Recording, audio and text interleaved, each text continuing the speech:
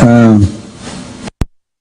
actually make this statement further to the one that was issued by our party leader, the Honorable Raila Amolo Odinga, on the matter of the budget, very important matter, for which he received unnecessary criticism, some of them empty threats. So this is a statement by Azimio la Umoja One Kenya Coalition Party on June 14th, 2024, and entitled Kenya Kwanza Regimes 2024-2025 Budget Estimates and Finance Bill 2024 are a monumental betrayal of public trust. Good afternoon, and thank you for honoring our invitation to attend this important press conference. The Azimio la Umoja One Kenya Coalition Party convened to discuss the budget estimates 2024-2025 and the Finance Bill 2024, assessing the nation's overall condition and the impact of the Kenya Kwanza regime. We now wish to make the following announcement to the Kenyan public regarding our position on the two matters. On the number one item, budget estimates 2024-2025, in February, we informed Kenyans that the Kenya Kwanza's economic proposals, policies and plans were unsound, unrealistic, and unrectifiable. This regime's preference for self-interest over the nation's well-being is evident in the review of the 2024-2025 budget estimates.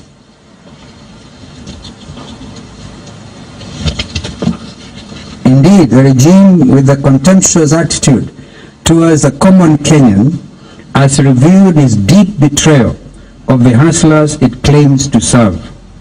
The budgetary allocations do not promote economic growth, but betray Kenyans. This regime has concealed its true goals of maintaining an oppressive and equal system benefiting a select few elites under the illusion of progress. Kenya Kwanza's prioritization of selective shareholder financing or financial gain over the needs of Kenyan citizens is a shameful decision given the country's high living expenses, high poverty and unemployment. Indeed, the regime's continued allocations to state departments and agencies that duplicate county functions exemplify a lack of concern for Kenyans' well-being. The budgetary process lacks transparency and accountability, indicating a government operating with impunity and disregard for consequences. Indeed, from the CSAs, PSAs to the chair of the House Budget Committee and the printed budget books, all have who or what should Kenyans believe. This is a continuation of KK's culture of duplicity and lies, to the point they have forgotten what lie they told Kenyans yesterday.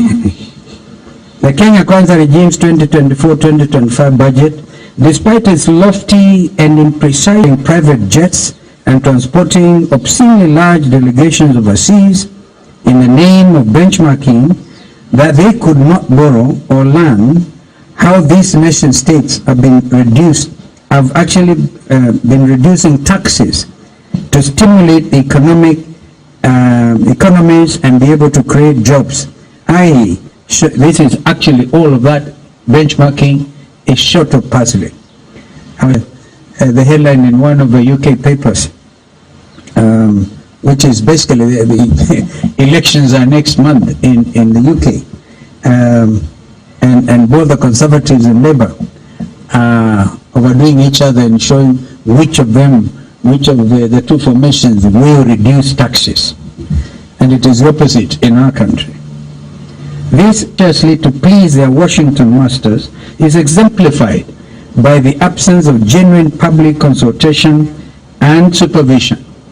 And by Washington masters, of course, you also know that is where the Bretton Woods are actually based. Lest you think we are attacking any other regime, we are not.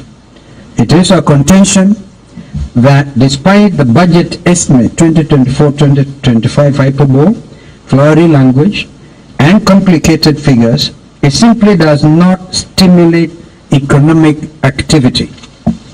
It does the opposite and seeks to tax every adult Kenyan 24,000 shillings more, additional to all what we all know as, for example, the housing tax and the very lean pay slips. Ladies and gentlemen, this can only be termed as a reckless race to the bottom. I don't know how many times the CS Ndungu repeated the words bottom up, so became so boring. Kenyans have lost touch with that kind of phraseology. Do not take our word for it. These are some of the examples of increased expenditure. Number one, Office of the Executive President, 1.2 billion shillings. Office of the Deputy President, 678 million shillings. Minister of Defense, 11 billion shillings. Additional. All these additional. Foreign Affairs, 1.4 billion. National Treasury, 6 billion. One wonders what the Treasury has to spend this money for. Minister of Transport, 1.3 billion. Minister of Cooperatives, 2 billion. This is a 23.6 billion increase in recurrent expenditure. This is a budgeted corruption in the name of tea, mandazi, and flowers. This is not development, but sheer eating. It's their time to eat, so they believe. Further, we highlight the following misplaced allocations. Number one, the National Treasury has 26 billion more in the name of development. Two, the State Department for Devolution has an increase of 2.6 billion in development expenditure. If this regime believes in the success of devolution, then these funds should form part of the equitable share to the county governments. Number three, the State Department of Housing has been allocated an additional 72 billion shillings. This is higher than that of 10 counties combined. What is the line item 1071 106600, or is it the sign of the beast, some wonder? Strategic response, this is what it is. That particular line item is entitled Strategic Response to Public Initiatives. Strategic Response to Public Initiatives. That comes to 2.5 billion shillings. If that is not budgeted corruption, what is it? Who amongst you learned members of the media and even learned friends in the legal fraternity can tell us what the meaning of strategic response to public initiatives? We estimate 1 trillion shillings as budgeted corruption for the next financial year.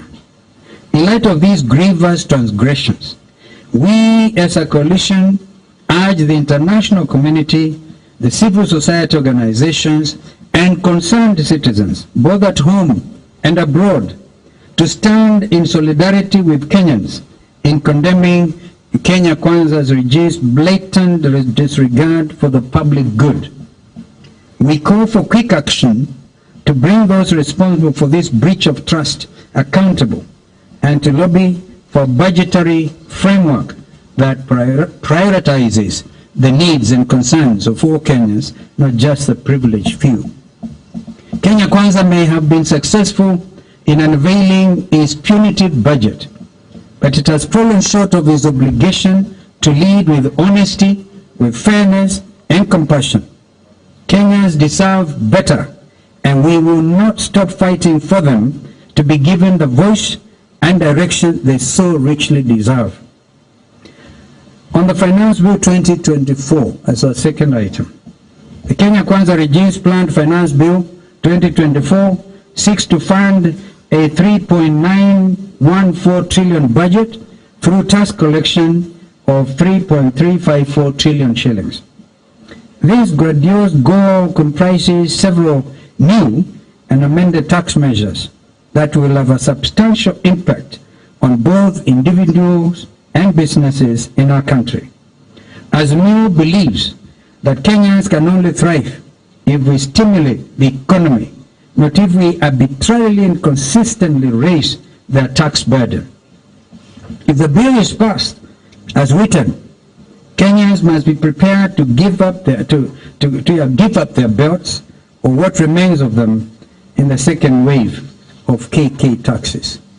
We know that ordinary Kenyans, Mama Mboga, border riders, and the people of Mjengo and Kokoteni have nothing to gain from this bill because Kenya Kwanza is targeting them for the second time with a double taxation plan that aims to increase taxes by approximately 24,000 shillings per adult Kenyan per year. The majority of the tax measures in the 2024 finance bill are punitive in nature with substantial consequences for Kenyans. For example, the new tax on motor vehicles proposes a 2.5% tax on the value of motor vehicles with a minimum of 5,000 shillings and a maximum of 100,000 shillings, which if adopted will raise the cost of car ownership and result in higher insurance rates. It is predicted to have an impact on the transportation and logistics industries, thereby increasing the cost of living via a multiplier effect. The new withholding tax on digital marketplaces levies a 20% tax on non-residents and 5% on residents' income from digital marketplaces. This will raise tax compliance expenses for digital marketplace operators, perhaps leading to higher pricing for consumers as businesses pass on the tax burden. The proposed rise in excise duty on money transfer services from 15% to 20% will raise the cost of financial transactions, hurting both businesses and individuals who use these services daily. The significant economic presence tax, which proposes to replace the digital service tax with a 30% tax on non-resident digital service providers' taxable profit, calculated as 20% of gross turnover, will significantly increase the tax burden on digital service providers from 1.5% under DST, abbreviation for digital service tax, to an effective rate of 6%. This will deter digital companies from operating in Kenya, which could stunt the sector's expansion. Kenya's efforts to establish a circular economy to manage its waste and become a regional recycling hub will be further undermined by the recently proposed eco-levy environmental tax, which targets importers and manufacturers of specific products to set up waste management infrastructure.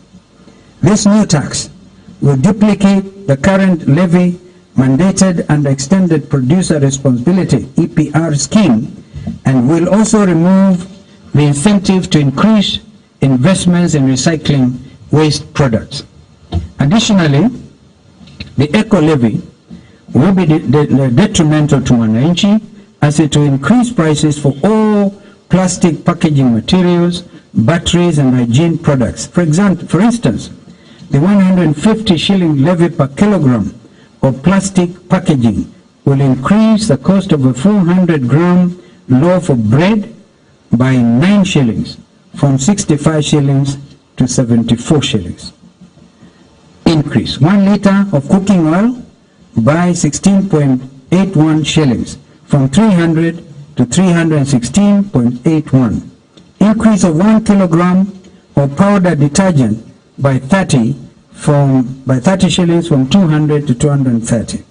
Bread and other necessities will now be subject to a standard rated VAT instead of zero rated VAT, which will directly affect household spending and drive up the already expensive cost of living. As Azimio, we firmly believe that these are serious ramifications for Kenya's economy and standard of living if the bill is passed into law.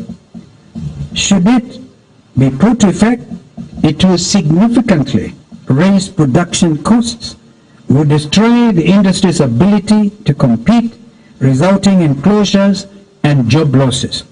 As a result, our local and export markets will be negatively impacted, retail prices will rise, wananchi will be burdened, and cash flow requirements will rise during a period when interest rates are rising. Azimio believes that our country's focus should be on helping enterprises and the manufacturing industry to create jobs and wealth, increase productivity, cut living costs, and finally bring prosperity to Kenyans. We therefore reaffirm our stand that all well-meaning Kenyans must oppose the Finance Bill 2024 and have thus instructed all our parliamentary members to lead from the front in rejecting this punitive bill in its totality. Finally, we salute Kenyans who have used text messaging, phone calls, and social media initiatives, #FindMyMP, to urge their legislators to listen to their constituents and vote no. This peaceful civic assertiveness and engagement will eventually become the norm, especially under our leadership as your government in waiting. Thank you, and may God bless Kenya. End of the statement. I'll ask my colleagues here to add one or two things. While I was away, there was some very interesting political developments. It was one time, wartime Prime Minister Churchill of the UK who said a week in politics is a very long time. And I think somebody had a hashtag, find Kalonzo. I am back and in good spirits. Maybe I can ask Yoni, because I want to also recognize the fact that the spokesperson for former President Uhuru Kenyatta issued a very, very, very clear statement on some of this budgeted corruption. Monies are budgeted for the office of retired president, retired deputy presidents, the vice presidents and premiers, and nothing seems to be happening in those offices. Ask yourselves, where does this money go? So it is now clear, and I think we can also ask my friends here, Eugene and Kioni and Safuna, if you are ready. No? Deritu, you are the author. Or senator, any of the senators, to say something. Maybe I start with Kioni. Thank you. I think it's clear that what we are saying as Azimio is that we condemn the budget and the finance bill in total, and we actually reject it from this platform, or reject them from where we start, and are asking our members of parliament to hear it, hear the members of the public, listen to what we are telling you. You were elected to represent the people, not to represent the disaster in the name of Ruto. And why do I call him a disaster? He has reduced school feeding program by 2 billion shillings. He has reduced the education budget by 25%. Special education by 35%. The primary education by 20%. We can actually see the return of provincial administration in full swing, to the point where the chiefs are now required to ensure that you have complied with your tax requirements. Back to the dark old days. I think it is important to also note that the special protection, Pesa Wazee, has been reduced by 3 billion shillings. We have 16 days to the end of the financial year, or something like that, and you should be on the lookout for the mother of all times in terms of corruption. the steering that will happen between now and the end of the financial year, it's something that if it was addressed the last time when you were budgeting and leading the finance bill, the burden that we have already gone through will not have been occasioned on Kenyans. Why? Because there are very many of the votes that have not been exhausted, and they will be doing everything else, including buying of shoes and belts, to ensure that they exhaust that money. His Excellency has mentioned about our former president. And I think what he was saying, in short, what I heard, is that in the last financial year, his office had been allocated something like 600 million shillings. Throughout that period, he had only received 28 million shillings. The balance had also been spent. And alikuwa nauliza, nani alikula? Wakenya waabiwe na waache kuambiwa kwamba alipatiwa.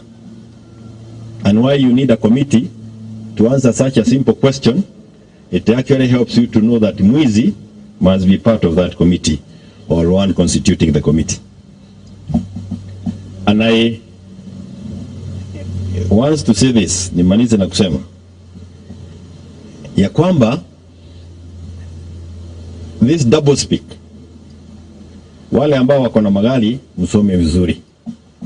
Dungu jana amesema, if you look at what he read and presented, there is no capping on the motor vehicle tax. In his presentation, there is no capping. Ni ingine tulikuwa tunasukuchwa hapa wa Kenya is what was given a cap of 100,000. So you start working on the cost of your vehicle or the value of your vehicle and know the corresponding amount of money that you need to pay on an annual basis. I think it is not useful anymore, perhaps to own a car. But I conclude by saying this. Look at the way they abandoned all the improvement on the transport sector, public transport sector. If that had been achieved, many people would choose to use the public transport and avoid buying cars.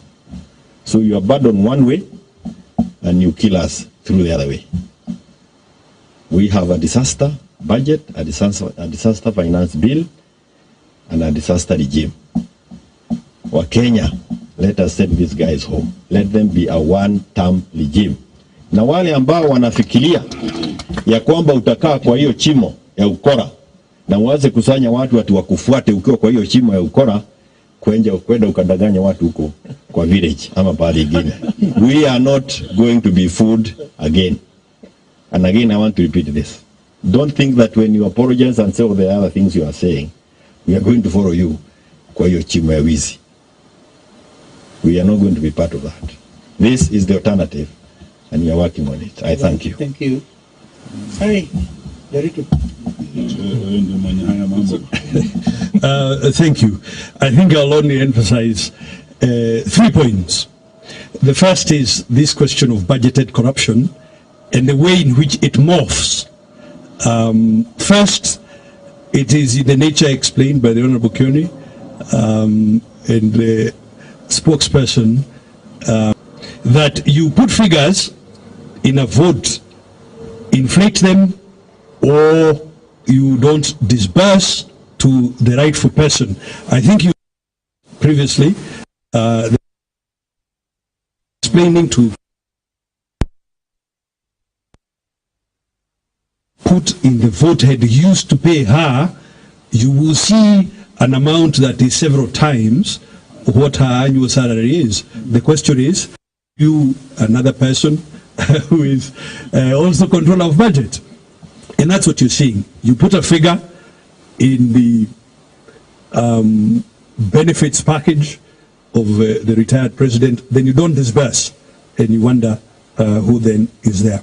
The other way budgeted corruption is, of course, you make provisions that outrightly, if you examine them, you could see something is amiss.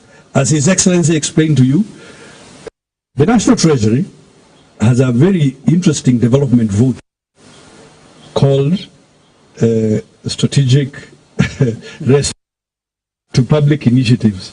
What is that vote? Or is it a slush fund for senior executives in the regime to use for? What is that vote? The second point I want to emphasize is that you cannot grow the economy by increasing taxes. I mean, honestly, ladies and gentlemen, fellow Kenyans, this regime is fond of traveling. They have been to the US today, I understand they've gone to Italy and so on. They are fond of traveling. Throughout the world, governments are reducing taxes in order to stimulate economic activity. What is this voodoo type economics where we think we are going to stimulate economic activity by increasing taxes? Finally, on the question of public debt, 70% of interest payments paid this year, and this year interest payment and familiar. Some of people there in this regime advising them that, you know, politics is a what? Well, perhaps I should urge Kenyans na tuwasalimie, mkiwaona mahali popote muwasalimie in the manner that they want you to salimia them. I thank you. Yeah, mutaenda kanisa na wao. Asante. Watu wote wamezungumza na Finance Bill 2023. Kuna wale 176 walisema yes, na ndio sababu kila kitu kilipanda kutoka bottom kwenda juu, sababu ya ushuru. Masuala haya tuliyazungumzia kwenye maandamano, haki, na tukayazungumzia kule kwenye Bomas. Kwa walitaka kuzungumzia ushuru tena wa fedha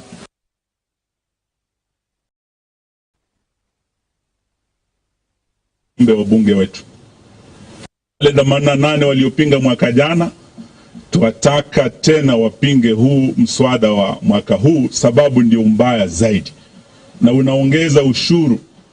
Kama kwa mafuta mwaka jana waliongeza 16% kutoka 8% VAT kwa mafuta, na sasa tena tunasikia bado wanaongeza ushuru mwingine wa fuel levy kutoka 18% hadi 25%. Ushuru huu utaongeza gharama ya maisha, mawasiliano, kila kitu, mafuta yakienda juu, nauli, maisha ya kila mtu yatakuwa magumu zaidi. Na ndio sababu tuomba wabunge wetu aswa wa Azimio waliosimama na Wakenya, wenzetu walio kule Kenya Kwanza pia, wale 176, wajue ya kwamba Rais mstaafu Moi alikuwa anasema siasa mbaya, maisha mbaya. Lakini sera mbaya, maisha mbaya. Sera mbaya kama hii ya fedha itaumiza watu katika maeneo bunge yenu, haijalishi kama ni wana Azimio ama wana Kenya Kwanza. Na tuomba kwa muda huu uliosalia mswada ukija wiki ijayo, wabunge wetu wasisafiri, wabunge wetu wasikose kuwa bungeni, na wananchi muendelee kuweka hiyo pressure. Ile tulikuwa tunasema mulika mwizi, sasa mulika mbunge yako kabisa. Tujue wale watawasaliti 2027 chuma chao kimotoni. Kama mna maswala tuweze tukachukua machache. Yes. Mulika mbunge.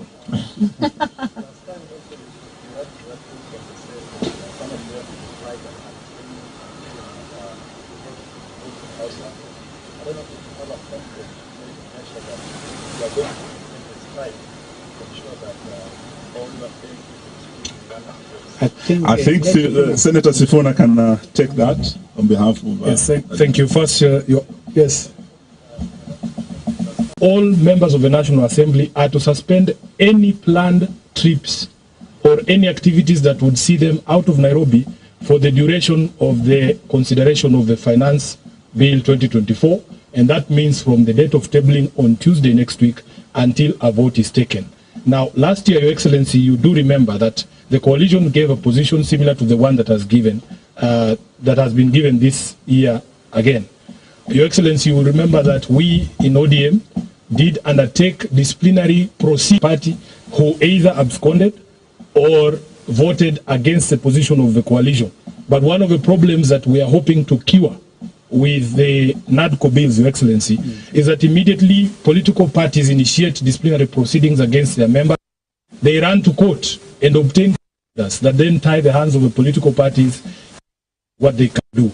So the biggest solution, in fact, Kenyans don't realize how powerful they are. We are getting feedback from members of the National Assembly from ODM that they can hear Kenyans. Kenyans are able to reach as a Kenyan, somebody who has a vote. The regime does not fear Sifuna, any of us here. The regime fears the Mwananchi, calling them to tell them that chuma chako kimotoni, the way that my brother Eugene, ultimate power is with the Mwananchi. If you repeatedly you must answer to the Mwananchi. And lastly, Your Excellency, one of the economic advisors has invited activism leads to anything, despite the fact that when the regime was harassing him, digital activism secured the release of David Ndii from police custody. Now he has invited us to be a little bit more touchy, if I may, hands-on. Yes, he has invited us to be a bit hands-on, because he says politics is a contact sport. We have already established that he worships at Our Lady of the Rosary in Roslyn. So we will be joining him for Sunday Mass there, so that we are able to have contact with him and explain that we are unhappy with the policies that is promoting in this government. Thank you. Has actually answered. He's answered that bit. This digital activism is proving very effective. We will review our position as we go along. Yeah, maybe last one.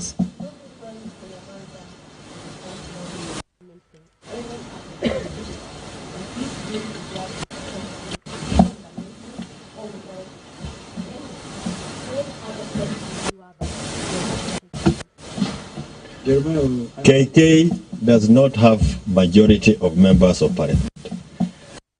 Through the budget and the finance bill, they stole members of parliament. And some of them were so cheap, like those in Jubilee, that they actually had no value. You see, they followed Gachagua. Gachagua is running out of that place. Now they don't know where to go. That's why we are saying, Wakenya, nyinyi ndio mko na nguvu. Ruto never intended to help anybody.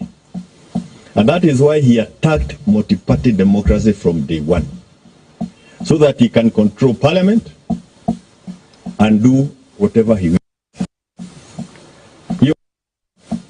Wakenya wameona. And that is why they have started their own war against these fellas. Thank you. Thank you very much. Like that hands-on.